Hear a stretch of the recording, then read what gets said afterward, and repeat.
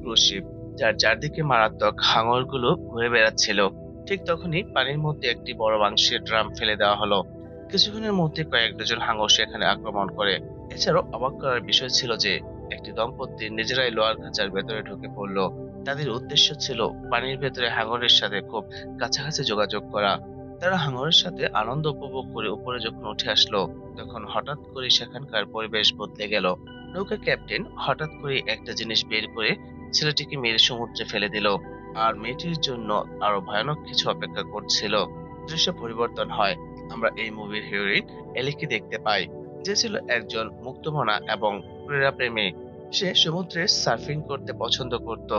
একদিন জেসন নামে এক সুদর্শন পুরুষের সাথে তার সেখানে দেখা হয়। আর সেদিন রাতে তারা খুব আনন্দ উপভোগ করে। সকাল হওয়ার আগে এলি চুপচাপ সেখান থেকে চলে যায়। তার কাছে ভালোবাসা এমন সমুদ্রের ঢেউ যেমন আসে এবং চলে যায়, ঠিক তেমনি। ভোর 4টা, সমুদ্র সৈকত ছিল জনশূন্য। এলি সার্ফিং করার জন্য প্রস্তুতি নিচ্ছে। ঠিক ওই সময় মার্ক নামে এক অপরিচিত লোক সেখানে আসে।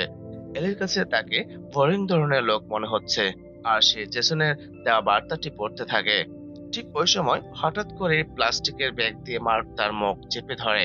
কিছুক্ষণ লড়াইয়ের পর এলি যখন অজ্ঞান হয়ে পড়ে, তখন মার্ক তার মুখে স্কচ টেপ বেঁধে তাকে একটা ইনজেকশন পুশ করে গাড়ি দিয়ে ক্রুজ শিপে নিয়ে যায়। কত সময় চলে গেছে তা জানা ছিল না, কিন্তু যখন এলির জ্ঞান ফিরে, সে দেখতে পায় তার মুখে স্কচ টেপ এবং বাম হাতে হাত করা বাঁধা। সে একটি লোহার বিছানায় শুয়ে আছে। এছাড়া সে তার পাশে আরেকটি মেয়েকেও দেখতে পায়, যার হাত বাঁধা অবস্থায় ছিল। এটি ছিল সেই মেয়েটি যে কিনা মুভির শুরুতে হাঙরের সাথে আনন্দ উপভোগ করে।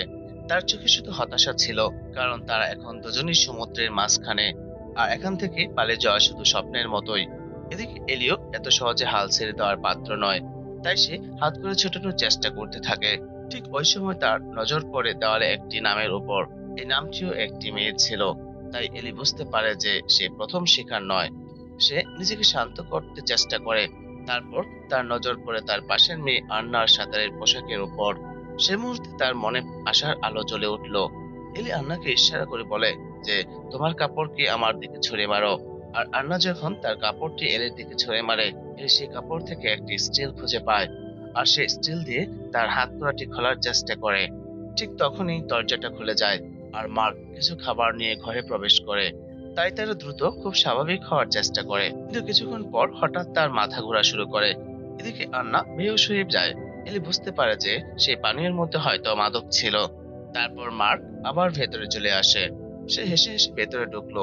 সে এলির দিকে তাকালো এবং সে স্টিলটি খুঁজে পেল। দৃশ্য পরিবর্তন হয়।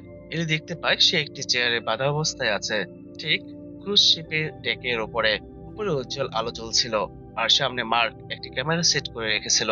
মনে হচ্ছে যেন কোনো শো শুরু হতে যাচ্ছে। ঠিক তখনই সমুদ্রের মধ্যে কিছু নড়াচড়া দেখতে পাওয়া গেল। মনে হচ্ছে যেন কোনো বড় মাছের উপস্থিতি সেখানে আছে। মার্ক এরপর আন্নার কাছে যায় এবং তার কিছু চুল চাকু দিয়ে কেটে ফেলে। এরপর মার্ক কন্ট্রোল প্যানেলে চলে যায় আর একটি বোতাম চাপ দেয়। আস্তে আস্তে আন্নার শরীরটি উপরে উঠতে থাকে আর ধীরে ধীরে সমুদ্রের উপরে হাওয়ায় ভাসতে থাকে। আন্না চিৎকার দিতে শুরু করে, কারণ কিছুক্ষণ আগে সেখানে মাংস ফেলা হয়েছে, আর তাই শার্ক ঘুরে বেড়াচ্ছিল। মার্ক পুনরায় আবার বোতাম চাপলো। আন্নার শরীর আস্তে আস্তে পানির নিচে যেতে থাকলো, আর মার্কও ক্যামেরাটি ঠিকঠাক মতো বসিয়ে নিচ্ছে, যাতে করে শার্ক যখন হামলা করে সেজন্য ঠিক মতো সেগুলো রেকর্ড করতে পারে। আর সত্যি শার্ক যখন তাকে আক্রমণ করে, সে সম্পূর্ণ রেকর্ড করতে থাকে। আমরা দেখতে পাই মার্ক এভাবে অনেকগুলো হত্যা করেছে আর ভিডিও ক্যাসেটে রেকর্ড করে রেখেছে। সাথে ছিল সেই ভিকটিমদের চুল। মার্ক যখন এলিকে আবার ওই একই ঘরে বেঁধে রেখেছিল, সে সম্পূর্ণরূপে বুঝতে পারছে যে পরবর্তীতে তার পালা। সে নিজেকে মুক্ত করার অনেক চেষ্টা করতে থাকে, কিন্তু হাতকড়াটি এতই শক্তিশালী ছিল যে সবকিছু অকুজে হয়ে পড়লো। দুপুর ঘনিয়ে আসছিল। মার্ক আবার কিছু খাবার নিয়ে আসলো। সে হাসতে হাসতে বলে যে শার্কের খাবার যদি সতেজ এবং সক্রিয় থাকে তাহলেই মজা দ্বিগুণ হয়ে যায়। একথা শুনে এলি রেগে যায়। সে গালিগালাজ করতে শুরু করে, কিন্তু মার্ক এতে কোনো রাগ করে না, কারণ তার মন এখন মানবতা থেকে অনেক দূরে চলে গিয়েছে। এরপর মার্ক চিন্তা না করে চলে গেল। তারপর হঠাৎ করে এলির নজর পড়লো তার পায়ের কাছে রাখা প্লাস্টিকের বালতির উপর। তার চোখ জ্বলজ্বল করে উঠল। সেই প্লাস্টিকের ভাঙা অংশটা দেখতে ধারালো অস্ত্রের মতো দেখাচ্ছিল। অন্যদিকে মার্ক খেতে খেতে তার বানানো ভিডিও দেখতেছিল। এক অদ্ভুত নেশা তাকে গ্রাস করছিল। সে নিজেকে আরো সন্তুষ্ট করার জন্য রান্নাঘরে গেল। সেখানে গিয়ে সে একটি নতুন ডোজ তৈরি করলো, যেটি ছিল অজ্ঞান করার ডোজ। কারণ আজকে রাতে শুটিং করার নায়িকা এলি। সে চুপচাপ এলির কামরাতে ঢুকলো। এলিকে অজ্ঞান করার জন্য সে সেই সুই বের করে, কিন্তু এলি হঠাৎ করে মার্কের উপর ঝাঁপিয়ে পড়ে। সে প্লাস্টিকের সেই ধারালো অংশটি দিয়ে তাকে আঘাত করে। মার্ক লুটিয়ে পড়ে এবং এলি তার কাছ থেকে চাবি নিয়ে নেয়। সে তার হাতকড়াটি খুলে ফেলে। তবে যখন সে মাছ ধরার বটের চাবিটি নিতে যায়, মার্ক তাকে আক্রমণ করে। এলিও কোনো রকমে ছুটে তার কাছ থেকে পালাতে শুরু করে। হঠাৎ মার্ক তাকে আরেকটি ইঞ্জেকশন দিয়ে দেয়। তবে এলি তাকে লাথি মেরে ফেলে দেয় এবং দৌড়ে কন্ট্রোল রুমে পৌঁছে যায়। ওই সময় তার নজর পড়ে সমুদ্রে ভাসমান একটি নৌকার উপর। সে আশার আলো দেখতে শুরু করে। সে দৌড়ে ডেকে পৌঁছায় আর চিৎকার করে সাহায্য চায়, কিন্তু মার্ক আবার তার পেছনে চলে আসে। এবার তার হাতে ছিল একটি চকচকে চাকু। এলি ভয় পিছু যেতে শুরু করে। সে নিজেকে বাঁচানোর জন্য ক্যামেরা স্ট্যান্ড তুলে চেষ্টা করে, কিন্তু মার্ক তাকে এটি স্পর্শ করতে না করে, কারণ এই ক্যামেরাটি ছিল তার কাছে খুবই মূল্যবান। সাথে সাথে এলি একটি সিদ্ধান্ত নিয়ে ফেলে। সে ক্যামেরাটি তুলে সমুদ্রে ফেলে দেয়। এদিকে ড্রাগের নেশায় এলিও সমুদ্রে পড়ে যায়। ঠান্ডা বাতাস এবং পানিও তার জ্ঞান ফিরিয়ে আনতে পারেনি। তাই শুধু এতটুকুই মনে হচ্ছে যে তার হাত কেউ ধরে আছে। যখন তার জ্ঞান ফিরল, সে নিজেকে আগের রুমটাতে খুঁজে পেল। সে দেখে সে বিছানায় শুয়ে আছে এবং তার হাতে হাত করা পরানো। এরপর মার্ক তার নৌকাটি তীরে নিয়ে আসে, কারণ তাকে একটি নতুন ক্যামেরা কিনতে যেতে হবে। পরবর্তী শার্কের শিকার করার দৃশ্যটি সে যদি ক্যামেরায় বন্দি করতে না পারে, তাহলে এত কিছু করে তো আর কোনো লাভ নেই, কারণ সে ছিল একজন সাইকো।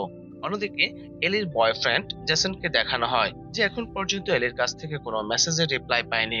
সে খুব সকাল সকাল সমুদ্রের তীরে পৌঁছায়। সেখানে যে সে শুধু এলির সেই ক্যাম্পের গাড়িটি দেখতে পায়। সে এলিকে ফোন করে, কিন্তু কেউ রিপ্লাই দেয় না। জেসন ভাবতে থাকে এলি হয়তো সমুদ্রে সার্ফিং করতে গেছে। কিন্তু সে যখন পুরো সমুদ্র অনুসন্ধান করলো, শুধু এলির সার্ফিং বোটটি দেখতে পেল। তার মনের মধ্যে আরো চিন্তা বাড়তে শুরু করলো। জেসন তৎক্ষণাৎ পুলিশের কাছে একটি রিপোর্ট করে। এরপর পুলিশ পুরো সমুদ্র উপকূল এলাকায় ঘিরে রেখেছে। তারা সেখানে তদন্ত করতে থাকে, কিন্তু কোথাও এলিকে খুঁজে পায় না। এদিকে জ্যাসনও বারবার সিসিটিভি ফুটেজ দেখতে থাকে। তখন তার নজর পড়ে একটি পিকআপ ট্রাকের উপর, যেটার মধ্যে সার্ক ট্যুর সার্ভিসের বিজ্ঞাপন দেওয়া হয়েছিল। আর এই গাড়িটি এলির গাড়ির কাছে পার্ক করা ছিল। সে দ্রুত ওই গাড়ির মধ্যে থাকা নম্বরে কল করে, কিন্তু সেখান থেকে কোনো রিপ্লাই আসে না। জ্যাসনের সন্দেহ আরো বাড়তে থাকে। সে সোজা বিজ্ঞাপন দেওয়ার ঠিকানায় চলে যায়, যেটা ছিল একটি পুরাতন বন্দর। সেখানে যে সে মার্কেট ট্যুর বোর্ডটি দেখতে পায়। জেসন সময় নষ্ট না করে দ্রুত সে নৌকায় উঠে পড়ে এবং এদিক সেদিক খুঁজতে থাকে। যখন সে ডেক দিয়ে যাচ্ছিল, তখন নিচ থেকে সে কিছু শব্দ শুনতে পায়। জেসন বুঝতে পারে নিচে কেউ হয়তো আছে, তাই সে সেখানে যায়। সে দরজার তালা ভেঙে ভিতরে ঢুকে এবং এলিকে দেখতে পায়, যার হাতে হাতকড়া পরানো ছিল। জেসনকে দেখে এলির চোখে মুখে আশার আলো ফুটে ওঠে। সে কখনো কল্পনাই করতে পারেনি তার পুরনো বন্ধু তার জীবন বাঁচাতে আসবে। এলি ইশারা দিয়ে প্রথমে কোনো হাতিয়ার খুঁজতে বলে। এদিকে মার্কও ফিরে আসে। তার হাতে ছিল একটি নতুন ক্যামেরা। মার্ক দেখতে পায় জেসন কাউকে ফোন দিচ্ছে। তাই মার্ক জেসনের উপর আক্রমণ করে। সে জেসনকে লাথি ঘুষি দিয়ে মাটিতে ফেলে দেয়। এদিকে তার মোবাইলটিও ভেঙে টুকরো টুকরো হয়ে যায়। নিজেকে নিয়ন্ত্রণ করার জন্য পেছন দিক দিয়ে যায় এবং তার ক্যামেরা দিয়ে মার্ককে আঘাত করে। মার্ক নিচে ঝাঁপিয়ে পড়ে এবং জেসন তার উপর ঝাঁপিয়ে পড়ে তাকে শ্বাসরোধ করে হত্যা করতে চেষ্টা করে। কিন্তু হঠাৎ করেই তার মাথায় কেউ একটি ভারী জিনিস দিয়ে আঘাত করে। আর এটা ছিল সেখানকার ঘাট ম্যানেজার, যে দৌড়ে এসে জেসনকে চোর বা আক্রমণকারী ভেবে আঘাত করে। লোকটি বুঝতে পারেনি আসল অপরাধী ছিল মার্ক। তার ভুলের মাসুল তার জীবন দিয়ে দিতে হয়। আর এলির সকল আশাও নিভে যায়। এরপর মার্ক এলি এবং জেসনকে বন্দি করে সেই ঘরের মধ্যে আটকে রাখে। মৃত্যু তাদের চারদিকে ঘুরপাক খাচ্ছে। তবু জেসন তার মনের কথাটি এলিকে বলে, বলে যে সে তাকে অনেক ভালোবাসে। তাদের কথার মাঝখানে মার্ক আবার সেই ঘরে ঢোকে। এরপর মার্ক জেসনকে ডেকের উপর নিয়ে যায়। সে তার ইচ্ছা পূরণের জন্য জেসনকে একটি রশিতে আটকে সমুদ্রের উপরে ঝুলিয়ে রাখে। সে অপেক্ষায় থাকে কখন হাঙরগুলো আসবে আর সে এই বিভৎস দৃশ্য তার ক্যামেরা দিয়ে রেকর্ড করবে। সমুদ্রের মধ্যে ইতিমধ্যে কয়েকটি শার্ক ঘুরে বেড়াচ্ছিল, কিন্তু আশ্চর্যের বিষয় ছিল তারা জেসনকে কোনো আক্রমণ করেনি। তাই মার্ক খুব রেগে যায় এবং জেসনকে উপরে তুলে চাকু দিয়ে আঘাত করতে থাকে। এদিকে সমুদ্রের উপকূলে একটি হেলিকপ্টারকে টহল দিতে দেখা যায়। তাই মার্ক দ্রুত জেসনকে ভেতর নিয়ে যায় এবং তার শুটিং বন্ধ করে দেয়। তারপর তাদেরকে আবার পুনরায় সেই রুমে ঢুকিয়ে দরজা বন্ধ করে দেয়। এলি খেয়াল করে জেসন এখনো শ্বাস নিচ্ছিল। শেষ পর্যন্ত এলি একটি বিপজ্জনক সিদ্ধান্ত নিয়ে ফেলে। সে সিদ্ধান্ত নেয় যে হাতকড়াটি খোলার জন্য নিজের আঙুল সে ভেঙে ফেলবে। সে তার সমস্ত শক্তি দিয়ে তার বৃদ্ধাঙ্গুল ভাঙার চেষ্টা করে, কিন্তু অনেকবার চেষ্টা করার পরও সে হাতকড়া খুলতে পারছিল না। সন্ধ্যা হয়ে আসছিল। মার্ক আবার খাবার নিয়ে ঘরে ঢুকে। এলি তার ব্যথাটি লুকিয়ে রাখে। সে বুঝতে দেয় না যে সে হাতকড়া খুলতে চেয়েছে, শুধু তার উপহাস চুপচাপ শুনছিল। মার্ক চলে যাওয়ার সাথে সাথে এলির মুখ যন্ত্রণায় ফ্যাকাশে হয়ে গেল। সে বুঝতে পারছিল সময় খুব কম। কাঁদতে কাঁদতে সে তার বাম হাতটি তুলল এবং তার মুখের ভেতর ঢুকিয়ে দিল।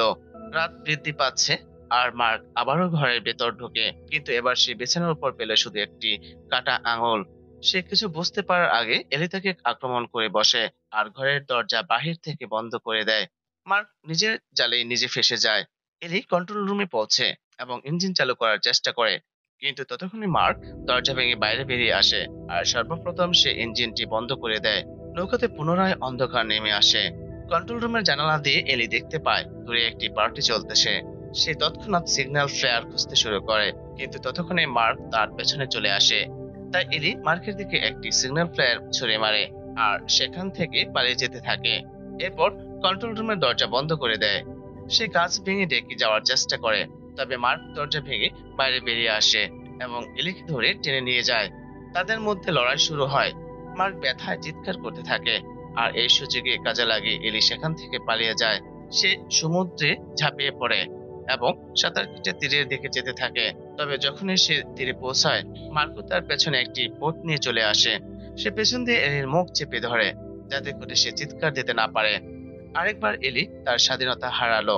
মার্ক পুনরায় তাকে সেই সার্ফবোর্ডটিতে নিয়ে আসে। যখন এলির জ্ঞান ফিরে, তখন সে দেখে হাওয়ায় ভাসতেছে ঠিক পানির উপরে। তার সামনে ছিল জেসন আর নিচে ছিল সমুদ্রের পানি। জেসনের চোখে প্রতিফলিত হচ্ছিল ভয় আর অসহায়ত্ব। এরপর মার্ক সিদ্ধান্ত নেয় সবকিছু লিখে দিয়ে শুরু করবে। সে জেসনকে ক্যামেরা সেট করতে বলে আর সে বোতাম চেপে দিলে এলি রশি নিচের দিকে নামতে শুরু করে। এলির শরীর যখন সমুদ্রের পানির নিচে যায়, সেখানে আগে থেকে এক বিশাল শার্ক ঘুরে বেড়াচ্ছিল। রক্তের গন্ধ তাকে পাগল করে দিচ্ছিল। এদিকে মার্কো ক্যামেরা সেট আপ করতে শুরু করে। তার ভয় ছিল যেন যে কোনো মুহূর্ত মিস না হয়। কিন্তু তখনই একটি অবাক করা বিষয় ঘটলো। শার্কটি এলির উপর আক্রমণ করেনি। সে শুধু চারদিকে ঘুরে পানির নিচে চলে যায়। এতে মার্কের রাগ অনেক বেড়ে যায়। সে একটি মাছ ধরার বর্শা তোলে আর তাকে মারতে যায়, কিন্তু ঢেউয়ের কারণে তার হাত পিছলে যায় আর বর্শাটি পানিতে পড়ে যায়। ঠিক সেই মুহূর্তে এলি দ্রুত বর্শাটি ধরে ফেলে। শার্কটি নিচের দিকে চলে যায় আর এলিও একটি সুযোগ পায়। সে বর্শাটি তড়িতে আটকে দিল আর নিজেকে উপরের দিকে টেনে তুলতে লাগলো। মার্ক আরো বেশি উত্তেজিত হয়। এমন জীবন মৃত্যুর লড়াই তার কাছে আরো বেশি পছন্দের ছিল। সে ক্যামেরা জুম করে রেকর্ড করতে শুরু করে। মনে হচ্ছে যেন কোনো ডকুমেন্টারি শুটিং চলছে। কিন্তু শেষ পর্যন্ত এলি ক্লান্ত হয়ে আবার পানিতে পড়ে যায়। ভাগ্যক্রমে দড়িটি তার হাত থেকে ছুটে যায় আর সে মুক্ত হয়ে যায়। আর ধীরে ধীরে হাঙরটি তার দিকে আসতে থাকে। এলি শ্বাস বন্ধ করে দেয় আর রক্ত পড়া স্থানটি চেপে ধরে রাখে। কয়েক সেকেন্ড সার্কটি তার আশেপাশে ঘুরতে থাকে আর চুপচাপ অন্যদিকে চলে যায়। নৌকার উপরে দাঁড়িয়ে থাকা মার্ক অবাক হয়ে যায়। সমুদ্রে কোনো রক্তপাত, কোনো লড়াই সে দেখতে পায় না। অন্যদিকে এলি চুপচাপ জাহাজে উঠে পড়ে। তার হাতে ছিল সে একই বর্শা আর তার লক্ষ্যবস্তু ছিল নির্ভুল। এক আঘাতেই বর্শাটি ঠিক মার্কের বুকের ভেতরে ঢুকে পড়ে। প্রচন্ড আঘাতে মার্ক পানিতে পড়ে যায়। তার শরীর থেকে বের হওয়া রক্ত পুরো সমুদ্র জুড়ে ছড়িয়ে পড়ে। আর দূরে থাকা এক ক্ষুধার্ত হাঙর এক মুহূর্ত দেরি না করে মার্কের দিকে ছুটে আসে। সে এক মুহূর্তে মার্ককে সমুদ্রের গভীরে টেনে নিয়ে যায় আর মার্কের শেষ চিৎকার তার নিজের ক্যামেরায় রেকর্ড হতে থাকে। তার ভিডিও রেকর্ড করার নেশা তার নিজের দৃশ্যের মাধ্যমে সমাপ্তি হয়। কিন্তু যখন এলি এবং জেসনের কাছে মনে হচ্ছে সব শেষ, দড়ির টানে এলির সমুদ্রের পানিতে পড়ে যায়। জেসন তাকে বাঁচাতে চেয়েছিল, কিন্তু সে কিছুই করতে পারেনি। তবে এলি নিজেই নিজেকে মুক্ত করতে সক্ষম হয়। সে পুনরায় জাহাজের ডেকে ফিরে আসে এবং সিগন্যাল ফ্লায়ার চালায়। কিছুক্ষণের মধ্যে একটি নৌকা ধীরে ধীরে তাদের কাছে চলে আসে। এলি এবং জ্যাসন অনেক সমস্যার সম্মুখীন হয়েছিল, তবে অবশেষে তারা মুক্ত হতে পারে আর এর মাধ্যমে মুভিটি শেষ হয়। এই মুভির বার্তাটি খুব সহজ এবং স্পষ্ট। সমুদ্র থাকা হাঙর অবশ্যই বিপজ্জনক, কিন্তু খারাপ মানুষের সামনে তা কিছুই না। তো বন্ধুরা, দেখা হবে পরবর্তী কোনো মুভির এক্সপ্লেন নিয়ে। ধন্যবাদ সবাইকে।